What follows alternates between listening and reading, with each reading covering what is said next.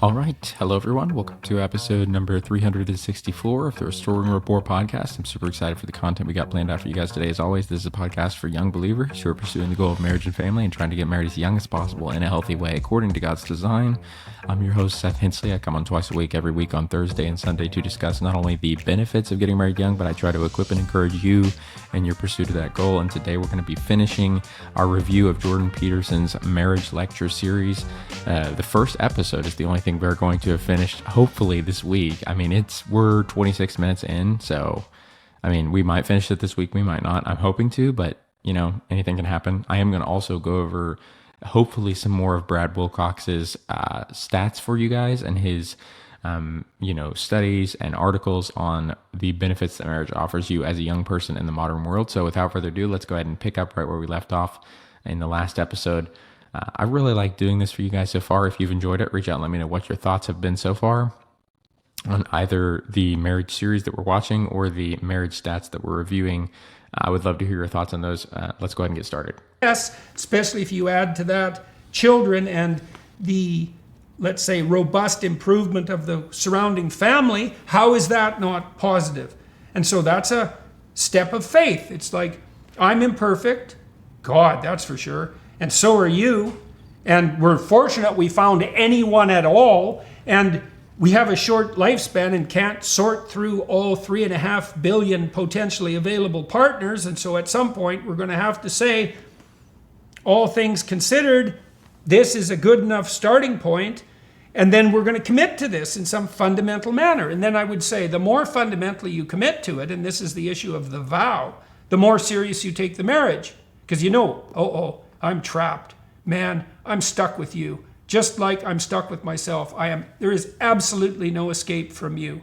And so we can either enslave each other, or we can tyrannize over each other, or we can negotiate our way to a genuine and loving peace. Dang, that is so good so far.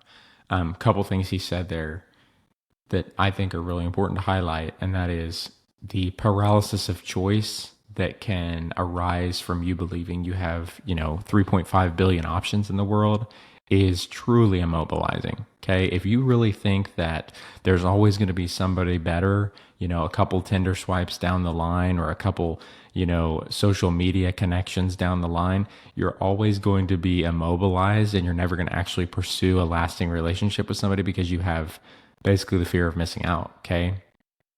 And that is something that's robbed a lot of people of many years with their partner, okay? Many happy years. And so don't let the fear of missing out, the fear of somebody better coming down the line, immobilize you indefinitely and prevent you from moving into an actual lasting relationship with somebody and actually starting. Like, you do have to start a relationship. You can't just, postpone, assume somebody better is coming all the time. That it just doesn't work like that. Okay. You can't do that. A couple things you need to do, or you need to be able to just lock in and commit, without what's the word? There are no guarantees. Okay. So you just need to lock in and commit. And like he said, even if you were able to meet, 3.5 billion women or 3.5 billion men in your life, which, by the way, you couldn't. I think if you were to do that, I heard a stat one time. Now, I could be misrepresenting this stat, so don't quote me on this, but I think if you actually were to meet every single, prospect in the world, it would take your entire lifetime and you would only get like 10 seconds with each person. So that really puts in perspective you're not designed to have access to 3.5 billion people. You're designed to have access to people in your immediate vicinity. That's how it's been for thousands of years prior to this.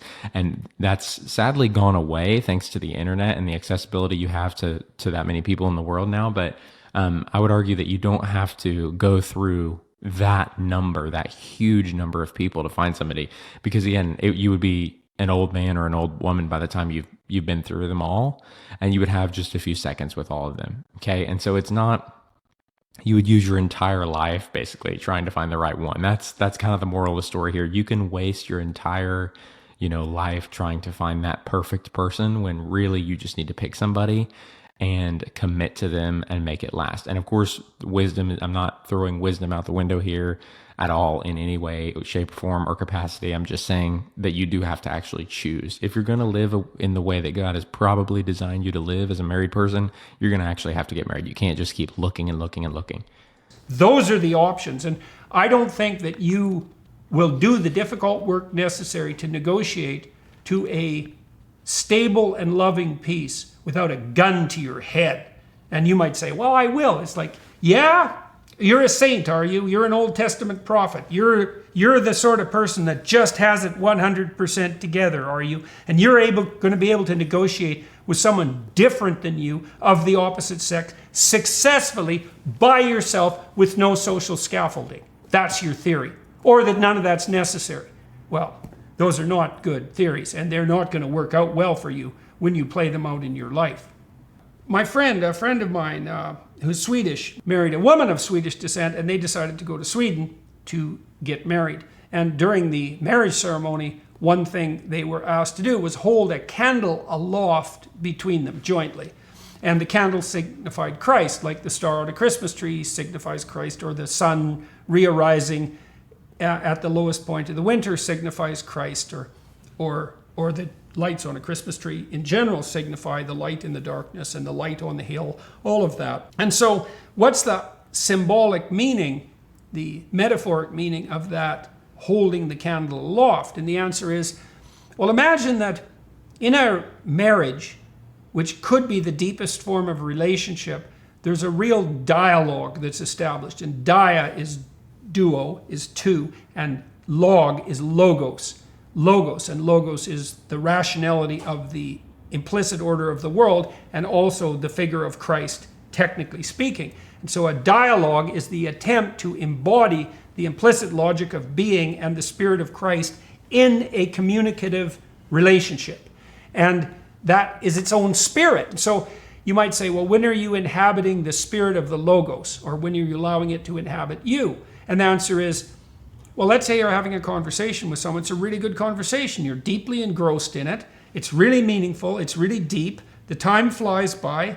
You don't notice the clock. You learn a lot. You're completely open, so you're letting your presuppositions be altered at the optimal rate, which feels extraordinarily meaningful. And both of you are doing that, so both of you are acting out the same pattern, and that is the pattern of the word. And that's the pattern that both people in the marriage are supposed to be subordinate to. And so that's a spirit of negotiation. Now, here's another way of thinking about it. I think just to kind of summarize, he said a lot there, but just to kind of summarize it, that is the scriptural principle of both being under the headship of Christ and submitting to one another under the headship of Christ. The Bible talks a lot about, I'm not going to pull the verses up for you right now because for some reason, every time I do, it kills my screen. You know what? I'm just going to do it anyway. And we'll just see if I can fix it later. But I'm going to go to Bible Hub and let's look at the verses on submission that there are in the Bible. I love that you can just literally Google a word and it shows you all of the times that you can see that in the Bible. That 1 Timothy, 1 Corinthians, I'm sure chapter 7 also has some of it, but probably not the one we're going to read today. Titus 2, 1 Peter 3, Daniel, 1 Timothy, Hebrews, just tons of times where we are told, to submit yourselves one to another. I believe the one in Ephesians is maybe the one we're looking at. Let's look at the one in Ephesians 5 here. And let's look at it in the New American Standard Bible and read it together. Submission. I'm going to look for the word submit. Wait, that's not on here. Let's see here. It's using the word subject. Subject. There. Okay. So we have 3 times that it's used in this chapter, and we're going to go through them now. Let's start in verse number 22 maybe. Wives, subject yourselves to your own husbands as to the Lord, for the husband is the head of the wife, as Christ also is the head of the church, he himself being Savior of the body. But as the church is subject to Christ, so also the wife ought to be to their husbands in everything. Husbands, love your wives, just as Christ also loved the church and gave himself up for her, so that he might sanctify her, having cleansed her by the washing of water with the word. Then he might present himself to the church in all her glory, having no spot or wrinkle or any such thing, but that she would be holy and blameless. So husbands ought to love their own wives as their own bodies. He who loves his own wife loves himself, for no one ever hated his own flesh, but nourishes and cherishes it, just as Christ also does the church, because we are part of his body. For this reason, a man shall leave his father and mother and be joined to his wife, and the two shall become one flesh. This mystery is great, but I'm speaking with reference to Christ and the church. Nevertheless, as for you individually, each husband is to love his own wife the same as himself, and the wife must see to it that she respects her husband. So specifically within the context of marriage here, we are told both to love one another. What's another phrase that was used? Subject yourself to one another, submit to one another, lay your life down for one another. What's another? He said like 50 different things there that we're to do. But within the context of marriage, all of those are very, very good things that are not only mirrored in Christ's relationship with the church, but kind of they're what we should do as good husbands and good wives. So just keep that in mind. Those are good things. A lot of times, laying your life down for the next person, giving up what you want for the next person, particularly somebody you're in a marriage with, is seen today as weak, or seen today as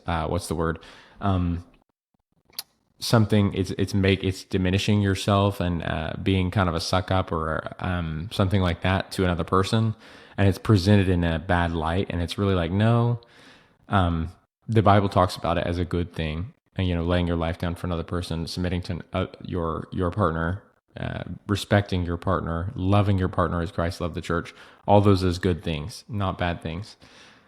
So just keep that in mind. And again, keeping all of that happening under the headship of Christ, I think is, something that's discussed elsewhere, but definitely really good. Definitely really good. And some people will say like that doesn't lead to happiness, that they might say, well, submitting yourself one to another and loving each other does not lead to happiness. In fact, let me see if I can find the verse where he says that. Submit yourselves one to another. And I'm going to look and see what comes up when I type that in. But some people think that, the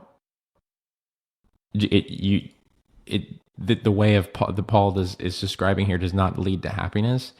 And that marriage itself doesn't lead to happiness, that you'd be better off by yourself, and that you'd be better off, doing whatever you want, not tied to anybody, sort of free in the wind, as they would put it. And I'll show you some stats in a second here, but first let's look through this last Bible verse where we're commanded to submit ourselves one to another. It keeps using the word subject. It was literally right above where I just read before. That's what I thought. I thought those were all in the same chapter. And they were. I just wasn't looking far enough up. But let's start in verse number 20. Let's start in verse. Paul has long sentences, man. In verse 18, let's start. He says, "And do not get drunk with wine, in which there is debauchery, but be filled with the Spirit, speaking to one another in psalms and hymns and spiritual songs, singing and making melody with your hearts to the Lord, always giving thanks for all things in the name of our Lord Jesus Christ, to our God and Father, and subject yourselves to one another in the fear of Christ." Let's look at what the word subject there means, because a lot of people just have really, negative connotations with this word. It's in verse 20. It's in verse 20. Oh, no, 21, yeah. And be subject to one another in the fear of Christ is how it puts it. And the Greek word is hupatasso. I hope I'm saying that right. Hupatasso. And it means basically, it's a verb. Its pronunciation is hupatasso. It means to be under obedience, obedient, put under, subdue unto. It means to be subject, to be put in subjugation, to submit self unto. We're to submit ourselves unto one another. We're to be in subjugation of one another. We're to be subject to one another. We're to be subdued unto one another. We're to be put under one another. We're to be obedient to one another. All of that is a command that Paul gives us in Scripture, and it's almost more than a command. It's like something that good things come of. Like if you look at it in the context of that verse, he's talking about like a bunch of good things, like melodies and singing with one another and songs and hymns and spiritual songs. And then he throws in there submitting to one another as like this beautiful thing. And that's really what it is. That's the scriptural vision of submitting to one another. And that's the exact opposite of the way that it's presented by most people. Cause like submission is like a bad word. Like if you say, it's my goal to be submissive, people just make terrible assumptions about you. But in reality, that's a great thing that both men and women are commanded to do in scripture. And wives specifically are commanded to submit to their husbands, and husbands specifically are commanded to lay their life down for their wives. So, I mean, those are very, what's the word? It's not about elevating yourself. It's about, being other-centered, basically. So just keep that in mind today. I've really enjoyed this video so far, though. Let's keep going and see what Dr. Peterson says. We can think about this on the sexual front. Oh, wait, before I do this, before he gets into the sexual front, I do want to look at this stat here. Let me present my screen here. And this is, I mentioned earlier that some people believe, that you're actually more likely to be happy if you, just stick it out by yourself and basically don't submit yourself to a man or woman for the rest of your life, and don't stay committed to a man or woman for the rest of your life. And this is a table, this figure 3.4 here that you can see on your screen. By the way, if you're watching on YouTube, please go do that instead of just listening to the podcast, because we have a lot of visual examples. But this is a stat that not a stat. This is based on men and women aged 18 to 55, and the source is the General Social Survey that was conducted from 2014 to 2018. And where I'm getting this study is from a book entitled "Get Married" by Brad Wilcox. He's a professor of sociology at the University of Virginia, and he, by the way, this entire series we've been reviewing his what he calls the enhancement, and I've been using that enhancement, all of his stats and studies, to back up what Dr. Peterson is saying in these videos, and to, in some cases, check what Dr. Peterson is saying and see if it is, consistent with the research. And so go listen to prior episodes in this series before you pick up here. By the way, I hope I said that at the beginning of this episode. I think I did. But as you can see here in this chart, married men and women are happier, generally speaking. Now, there are always exceptions, and I think it particularly becomes a little bit more complicated when you get into unhappy marriages, like situations where men and women are not happy in their marriage. But as a general rule, men and women are happier than their single counterparts, okay? And it's not really even close. If you're looking at this chart here, it's 40 men compared to 20 men. So 40 married men are happy compared to 20 single men. It's a 2-to-1. You're basically twice as likely, as long as I'm not misrepresenting the stat here. And if I am, which I have done in the past before on accident, just because I'm not as good as reading charts as some people, but you can see the source on the screen. Go back and check it for yourself. And it's pretty close for women too. You see 39 women say that they're happy when they're married. 23 say they're happy when they are, unmarried. And I don't know if this is out of 100, or I don't know if this is just of the, people who they were able to get in the survey or whatever, but this is a general social survey, and it was conducted from 2014 to 2018. And yeah, I just think, I don't know, it's kind of a myth that you're more happy when you're not married. And I think happy kind of needs to be defined here. Like, you probably are able to do more immature things and kind of do whatever you want more, because your actions don't directly affect other people to the extent that they do when you're married. But you also have like probably a fraction of the fulfillment and meaning and purpose and, intrinsic reward that comes from serving other people, because you're just really serving yourself when you're single a lot of the time. And so, yeah, I think it's kind of a myth. I just wanted to let you guys know. If you hear people say you're happier single than you are married, that is not what either the numbers tell us. That's not what the Bible tells us. That's not what, my experience tells us. That's not what most people's experience tells us, according to the data, okay? The experience of most people, according to the data that I'm giving you right here, says that you are more likely to be, happy, considered happy if you are, married, compared to if you are single, okay? And also, Jesus talks about, chasing happiness, coming up empty-handed, and whoever, seeks his, or whoever, what's the exact phrase? Whoever loses his life for my sake will find it, and whoever keeps his life, will lose it, or something. Jesus talks about that in the Bible. And, kind of chasing happiness, you always come up empty-handed, and that's not what I'm pushing here. I'm just saying that if you're going to throw out the claim that men and women are happier if they're single, that needs to be checked, because that's not what we're seeing in the data. Not that happiness is something to be chased, but it is a byproduct, I would say, of good decisions, like, for example, losing your life for the Lord, laying your life down for your brother, etc. And so let's continue with what Dr. Peterson has to say here. I've really enjoyed this series so far. I just want to give you guys as much of it as possible. I know I'm kind of slowing it down here, so let's go ahead and pick up. If we might as well get right to brass tacks. It's like, well, you want to have a joyful and compelling and insanely engrossing sex life. And you might think, well, that's to be found in diversity of partner. It's like, yeah, I don't think so. That isn't how the data lays itself out, let's say. What you get there is an endless string of shallow, short-term interactions which have the thrill of novelty, but nothing else going for them. So no, on the marital front, well, so then you have the opportunity to think, well, I could have the best intimate life I could possibly imagine. So imagine that's a possibility. You could have the best intimate life you could possibly imagine. Okay, so the first thing is, you have to imagine it.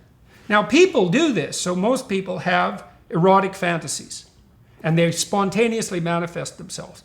And the more suppressed those are, by the way, the more extreme they become. So that's something to know. So you have an erotic fantasy, just like you might have a fantasy about making something to eat when you get hungry. It's this biological system that's very deeply embedded within you, has some notions about how it might be gratified properly, and it sends up these little dreams that manifest themselves to you as fantasies. And those fantasies are, assuming they haven't been suppressed too badly and warped because of that, because you've been lying to yourself, those fantasies tell you what you want and need, and you can communicate with that Dionysian spirit, and it will tell you what would keep you satisfied. Or not just satisfied. How about thrilled out of your mind? That would even be better. And there's this lie kind of going around that married sex is boring, and that people who are married have less sex, and the quality of their sex is less than their single counterparts. And that couldn't be more false for a number of reasons. I'm sure he's going to go on to detail some here, but I want to give you some stats as well as some things to think about as well. Figure 6.3 here says more date nights, greater sexual frequency and satisfaction. This is a measurement here, a measurable observation of the data comparing single people to married people and the quality and the frequency of the sex that they are having. The top section is sex at least once a week. And then the bottom section is very satisfied with sex life. The dark line is at least 1 to 2 dates per month. And the light line here is less than 1 to 2 dates per month. And this is actually, sorry, I said it was comparing singles and, married people, but it's actually comparing the quality of the marriage. So the more, time investment that's being put into these relationships, you can actually measure out the data. I want to see if he's got another place where he talks about comparing the sexual frequency and satisfaction among singles to the sexual frequency and satisfaction among married people. But first, let's look at this one. And as you can see here, it's much higher when the couple is actually investing time in one another and going on at least 1 to 2 dates per month, okay, compared to people who are going on less than 1 to 2 dates per month. Wish I could zoom in a little bit for you, but I think I'll do that in editing just so you can see this a little bit better. But this is based on on married adults ages 18 to 55. The source is the State of Our Union survey conducted in 2022. And so 63 of people, 63, I don't know if that's percent. Oh yeah, it is. It is percent. So 63% of people who are having sex at least once a week, those people, goodness, this is so hard to read. At least 1 to 2 dates per month. The people who have at least 1 to 2 dates per month, 63% of them are having sexual frequency and satisfaction. I don't know how to say this. It's that, charts are so hard for me to read, man, because I can see that it's larger here, but I'm trying to figure out how to articulate that. but you can see it on your screen here. And the people, you're more likely to say you're very satisfied with sex in life if you're going on, 1 to 2 dates per month. That's how I should say it. You're more likely to, have sex at least once a week if you're going on 1 to 2 dates per month. And also just something to consider, guys, when somebody presents the argument to you that, single people have more frequent sex or better sex, it's not like you just pick up a basketball and become good at basketball. Okay. It's not like you just, strap on a snowboard for the first time and instantly become good at snowboarding. I think people who play the sexual long game are always going to come out on top as far as the quality of the sex they're having and the amount of sex they're having, because they are basically practicing with one another, right? They're getting to know one another, and there's an emotional bond that's being built with one another. And oftentimes what happens in one night stands or no strings flings is you remove the emotional component completely from a sexual interaction with a woman, and instead you just stick to this physical experience, which is, a fraction of what sexuality is intended by God to be. And so I would argue that it is a less than the best sexual experience, any kind of sexual experience other than married sex that is ideally been going for a long time. Like, the longer you're married with somebody, the better you're going to get to know them and you're going to bond with them, and that's going to impact the quality of your sex life. And you can see that in the numbers of what people are reporting.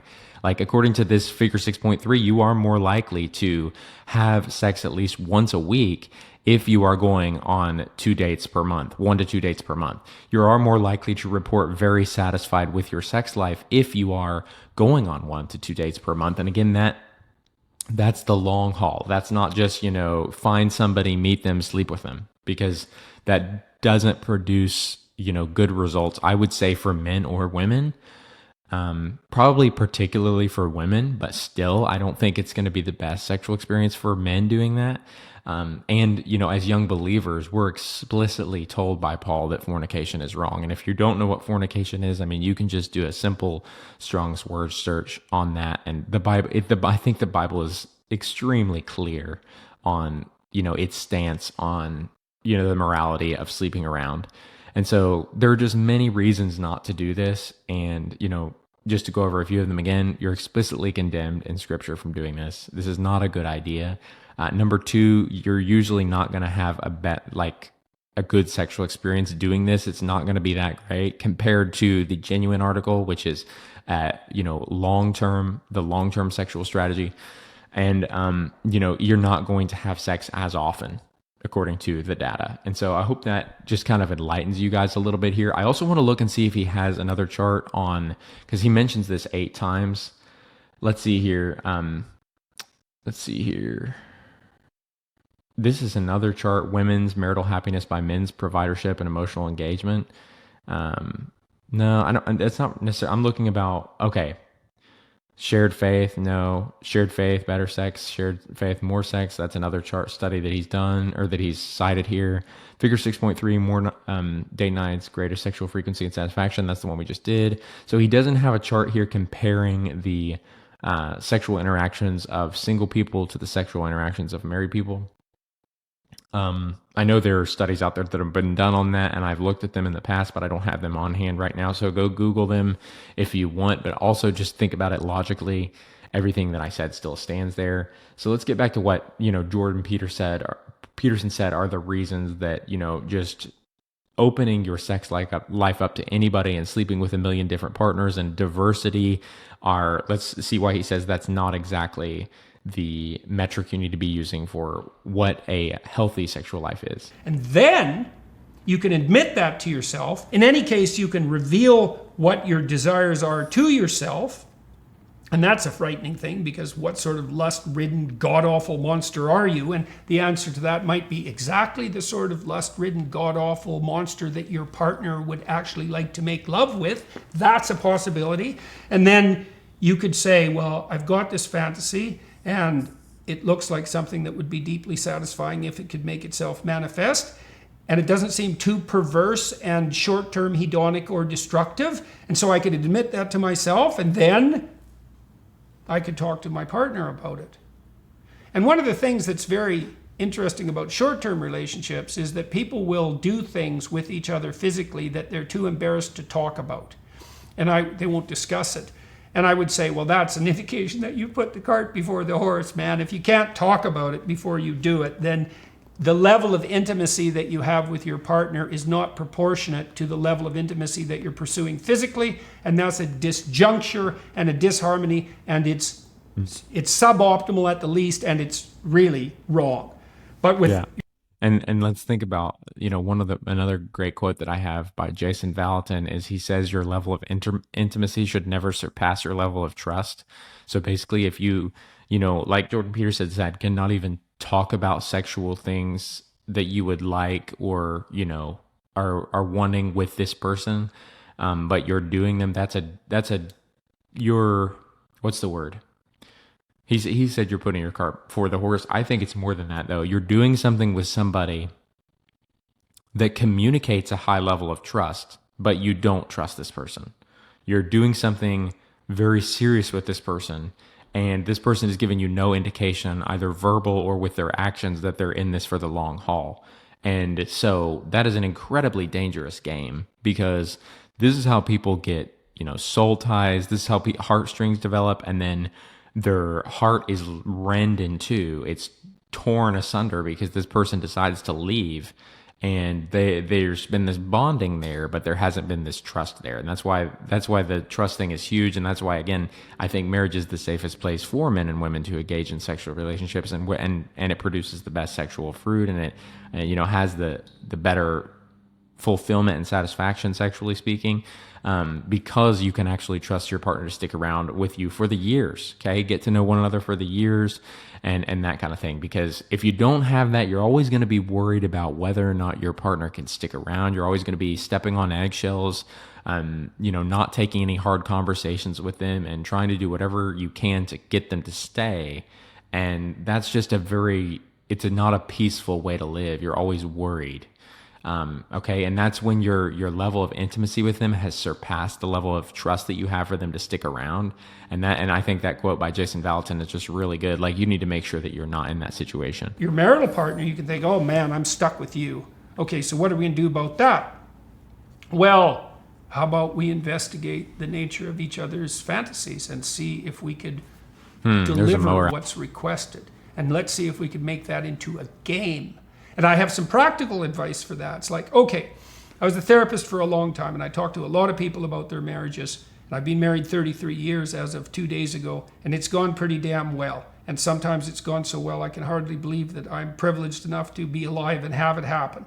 And so, what do you need in a marriage to keep the romantic and intimate part alive? Well, first of all, you have to decide that you're going to do that. And you bloody well better decide that it's going to be a priority, because one of the things that will happen is that, well, you'll get cynical and you think, well, I don't have to date my wife or my husband, because that's what you do before you get married. Now that we're married, we can just take each other for granted. It's like, take your partner for granted for 15 years, and the wife is now a dowdy maid, and the husband is a balding, overweight, miserable wretch tied to his job. It's like, that's a bad outcome. And so it's hard to avoid, because once you're married and you have responsibilities and you have children, then the possibility of sexual adventure starts to fall down the hierarchy of import, and then you drift apart, and then you start fantasizing about other partners, and then maybe you have an affair, and even if you don't, you're miserable and you want to be old because, the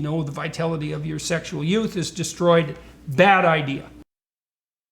Okay, I had to mute my mic there for a second because there was a mower outside. I don't know if you guys will hear that or not. I guess we'll find out. But I think something that is happening here is that you just want to make, like what he's talking about, you really want to make sure that your marriage stays happy and not just, what's the word? You don't want to just avoid divorce, because avoiding divorce is great, but you also want to make sure that your marriage is staying happy, because to keep your marriage happy is one of the best things you can do to avoid divorce. Because if you're just kind of doing the bare minimum to avoid divorce, then you're just kind of white knuckling it your whole life. And it doesn't really become hard to avoid divorce if you're having a great time with your partner. Does that make sense? So like keeping your marriage in not just, okay shape, but great shape is a really good thing for you to do as far as, keeping the longevity of your marriage alive and healthy. So what do you do instead? Well, you have to talk to your wife, and this is very annoying. You have to talk to your wife at least 90 minutes a week about how the domestic economy is progressing. Just the details. Is the house in order? What rooms need to be fixed? What needs to be cleaned up? What jobs need to be done? How the kids are doing? What practical things have to be taken care of? Who's going to take care of it? In what order? How is that going to be done happily through joint negotiation? You need to have a board meeting once a week for 90 minutes. And if you think, well, I don't have time for that, it's like, fine, try not doing it. And then in 10 years, you'll be divorced. And then that will take half your money because you'll pay the lawyers. And it will take half your time for like 10 years. And it'll be like having cancer. So maybe you don't have time and maybe you do. And so 90 minutes, you need that. You got to talk through the details of your life. And you probably... This is funny because I always hear things like about the weekly, marriage business meeting from people like Jeremy Pryor and Jordan Peterson. And they always like these people who have taught this for a long time and have really successful, stories and relationships themselves seem to, what's the word? Really emphasize this. Jordan Peterson labeled it a 90-minute meeting that you need to have. But my wife and I don't do this. We don't have a scheduled 90-minute meeting, and our marriage is in great shape. So I'm wondering if this is something. There are a couple options that I'm seeing. Either because I'm not ready to just say that Jordan Peterson and Jeremy Pryor are wrong. I actually think they're probably right. There are a couple options here. Either that's something that becomes necessary later down the line in marriage, after you have kids and you've been married for 20 years and all that, or my wife and I are doing a weekly 90-minute marriage meeting. It's just that we're doing it in little increments in 15-minute sections throughout the week instead of all in a 90-minute block. And that, I think, is the more likely scenario because there are still things that you need to get out of the way even when you're a young married couple without children that you can come up and pop up and affect your intimacy and your ability to connect with one another, on any level if you haven't gotten them out of the way already. And so I do think they're right in that way, but just keep in mind, it doesn't have to be maybe perhaps a 90-minute specifically laid out segment of time that you only talk about this, the boring, mundane details of running a household during. It could be like broken up into incremental bits. So let's continue to see what he says here, though. Probably have to clear most of that up before you can have an adventure on the intimacy front. And then you might say, well, how often should that occur? And we'll say, well, you're an adult and, you've got other demands on your time. And so maybe once a week if you're really pushed, and maybe 3 times a week if you're really fortunate, and maybe you can settle on or aspire to twice. So you have 2 dates, and how long should they last? Well, how about 4 hours? And how much time should you put into it? Well, how about at least as much time as you would put in to having a date with someone that you were thrilled to have a date with if you were pursuing? And you think, well, I can't do that with my wife. It's like, well, try a little harder. Like, actually try. And the wife thinks, well, I'm not in the mood. It's like, get in the mood. Get in the mood. This isn't optional if you want to have a sustainable sex life an intimate life across the span of your life. It's like, you got to put some effort into it. Yeah, that's absolutely true. When people expect to have this amazing sexual life for, 40 years and they don't put work into maintaining their emotional intimacy, it's like, well, yeah, you can try it, but you're probably not going to succeed for a number of reasons. And one of them is that, again, the sexual experiences are intensely emotional. At least that's what the full sexual experience is designed to be. And so if you get rid of that emotional component and you let your, marriage fall into disrepair emotionally, then when you try to, engage with each other on that level, there's going to be some major roadblocks because you haven't put any maintenance into your marriage in that area. And so, yeah, that's definitely a problem. He's right here. Again, that mower is still going outside, so I hope you don't hear that, but I'm pretty sure you're going to hear it a little bit. Maybe. We'll see. This isn't nothing. And to attain that mystical union that can characterize sex at its best, you're going to bloody well become an expert at it. You're going to have to put in some effort. This isn't something that you just fall into like you fall into a pit. This is expert work, and you can get better and better and better at it. And so you got to put aside 3 to 4 hours, let's say. And what do? Well, what do people do when they have a date? Have dinner.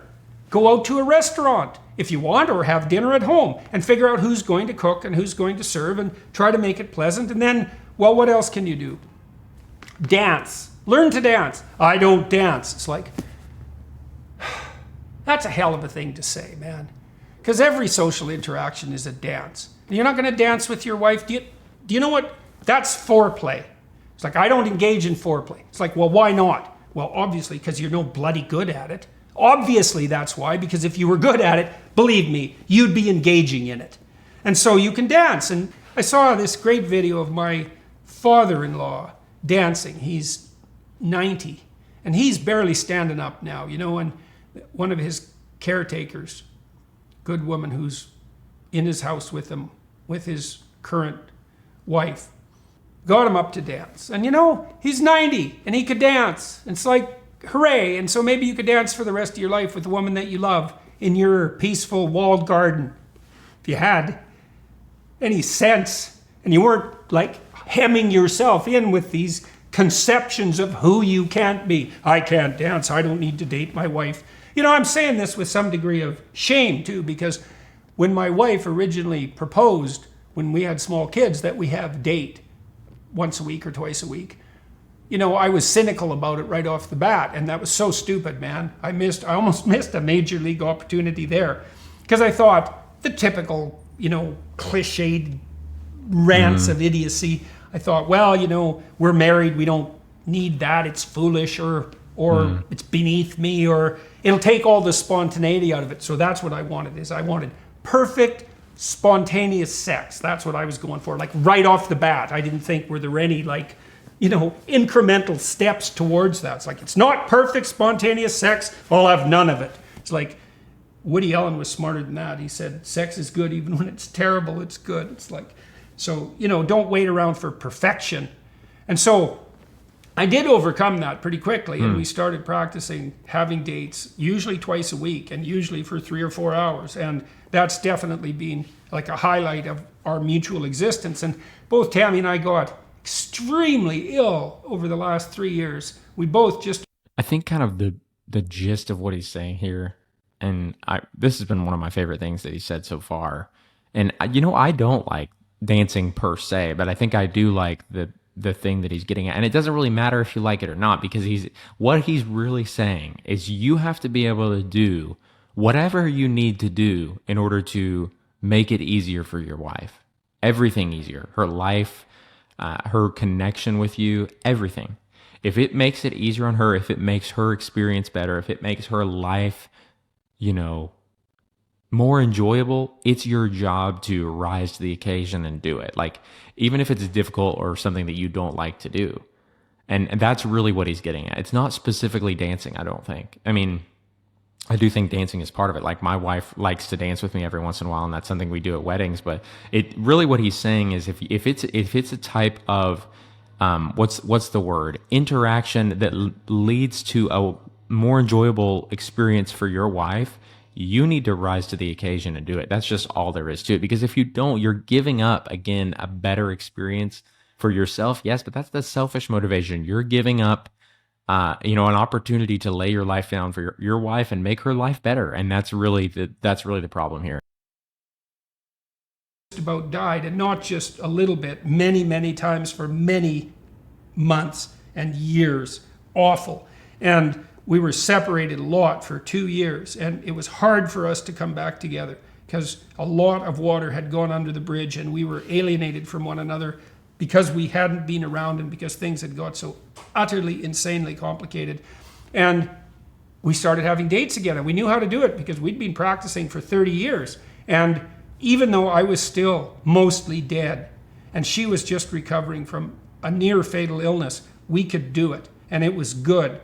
And it provided the foundation for us to put our relationship back together. And it's better now than it ever has been on every front, as far as I can tell. And a huge part of that is this continual practice. And so we go for dinner, or we make dinner, or just alone, and then we dance. And I set up the upstairs room so it's beautiful. There's candles and music.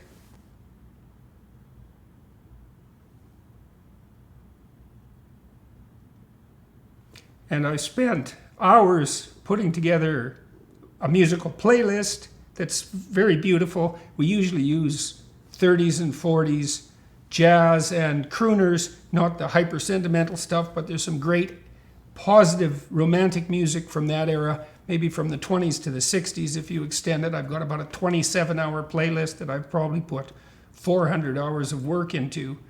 We have a beautiful room, and it's great. It's great. And it's a highlight, continual highlight of the week. And people wonder why the dating phase is so amazing. Okay, and it's because you're doing stuff like this. Like you're putting in he said he put 400 hours into that playlist that for his wife. I mean, that is, and of course he's going to have a good connection with her doing stuff like that. I mean, when my wife puts work into, doing things with me that I like, or any kind of investment and effort into me, that really makes it easier for our marriage to flourish. And same with me for her. I mean, and that's why, I feel like, my relationship with of course things change, but my relationship with her is just as strong as when we were dating. Okay. And it's because, neither me or her have given up investing in each other. Okay. You've got to always keep investing in each other like that, because that's really how make it easy. You want to play marriage on hard mode, or you want to play it on easy mode? If you want to play it on easy mode, you need to start investing. Okay. Invest in your partner.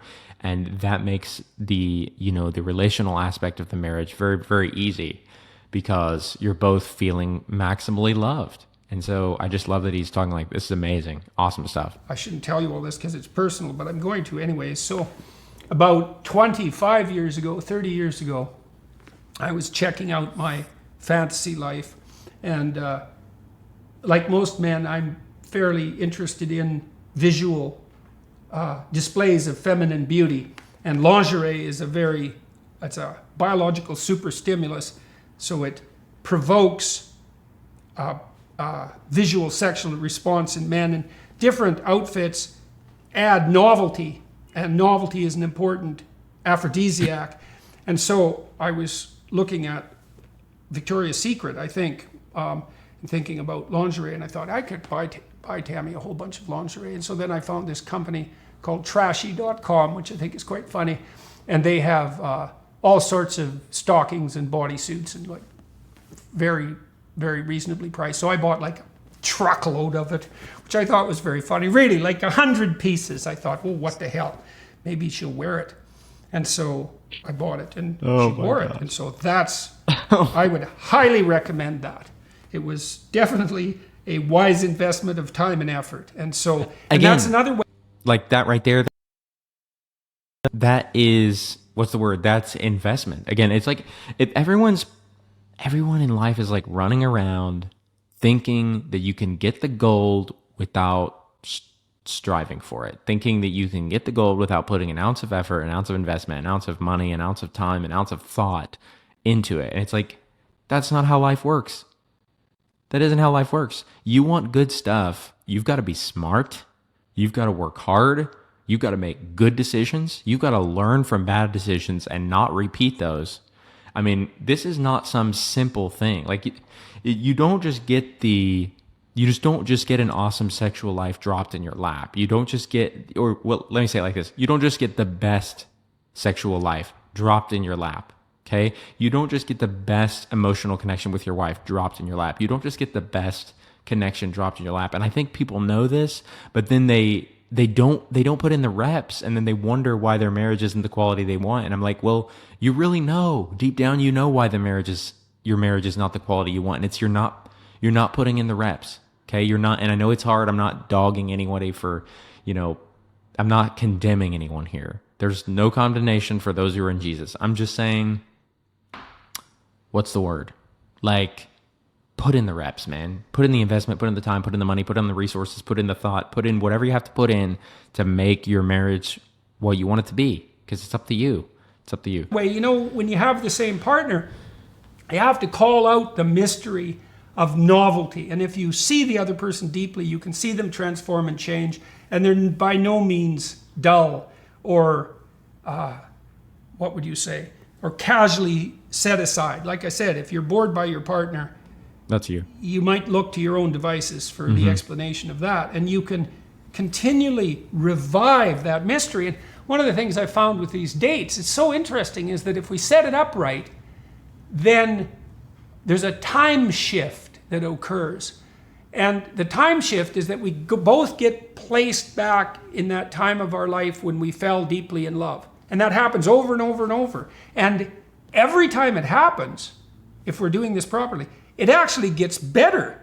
And it really is a kind of miracle. It's really something. And I also think it's rejuvenating. Because in the rediscovery of that love and the rediscovery of what you remember about the person, because you remember the person you fell in love with, it's like you get rid of all the workaday concerns that obscure the intimacy. And then you remember who it is that you have with you. And you remember how thrilled you were to begin with if you were fortunate that this person was with you.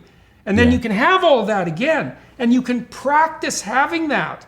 And why wouldn't you practice dance? It's like, that's no excuse. Just was with you. And then you can have all that again. And you can practice having that. And why wouldn't you practice having that? Because maybe if you practiced it a lot and got really good at it, you could have it all the time. Because you get better at things when you practice them. And so 90 minutes a week, you talk business. And you sort out your life and you negotiate. And twice a week for 3 hours, say, or 4 hours, you set aside an evening and you don't have your phone and you don't answer the door and you don't talk about the practicalities of life. You just try to play with each other and learn how to play. And a lot of that can be done with dancing. And the idea that you can't dance, it's like, that's no excuse, just like not being in the mood. It's like, nope, wrong, not a good idea, fix it. And if you have to learn to dance awkwardly, well, get better at it. You will if you practice. Okay. That was it, guys. That was his first episode number 1. Really good so far. I've really enjoyed reviewing this episode for you guys. Took like 6 episodes or something, but we finally got through it. His 1 episode, and we'll probably do his other 2 as well. And I've really enjoyed this with you guys. Hope you have as well. Reach out and let me know what your thoughts were through the link in the show notes. You can send me that personalized audio comment on YouTube or on social media. You can private message the show. Would love to hear your thoughts there. Make me feel super connected to you guys as audience members, and it would make the podcasting system two-way. You can also follow the Restoring Rapport podcast on Instagram and Facebook if you're interested in the content we post. So thank you guys so much for listening today, and I will talk to you all next time.